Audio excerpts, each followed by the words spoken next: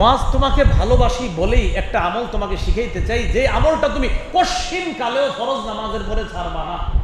ফরজ নামাজের পর কিছু আমল আছে, আমলগুলো আপনারা করেননি। আমি একটা আমল বলি, এটা কারা কারা করেন দেখি। আমি ওলামায়ে কারাম ছাড়া অন্য কারা করেন একটু বলবেন। আল্লাহুম্মা আইন্নি আলা যিকরিকা ওয়া শুকরিকা ওয়া হুসনি ইবাদাতিক। আলেম ছাড়া অন্য কারা আছেন যে আমলটা করেন? আপনি আলেম না? ছাত্র হইলো হাত তুইলেন না, মাদ্রাসা ছাত্র হইলো হাত তুইলেন না।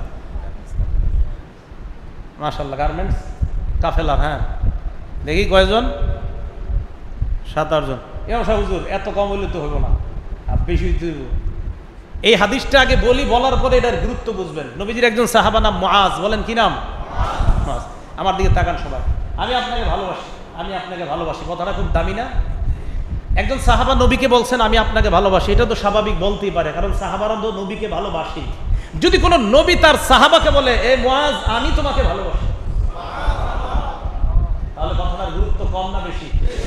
তিরমিজি শরীফের 3575 নম্বর হাদিস, 3575 নম্বর হাদিস।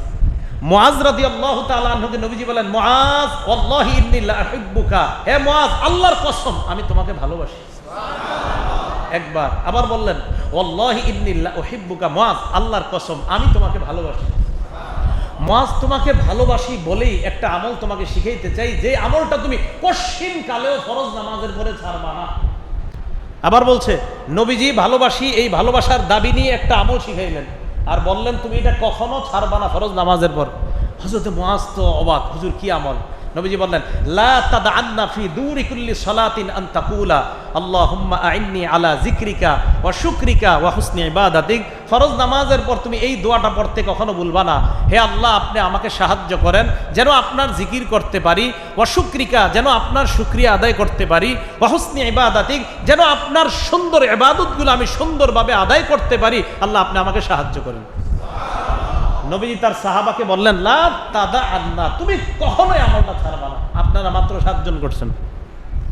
আল্লাহুম্মা আইন্নি আলা যিকরিকা ওয়া শুকরিকা ওয়া হুসনি ইবাদাতিক। আল্লাহ আমাদের সকলকে আমল করার তৌফিক দান করেন।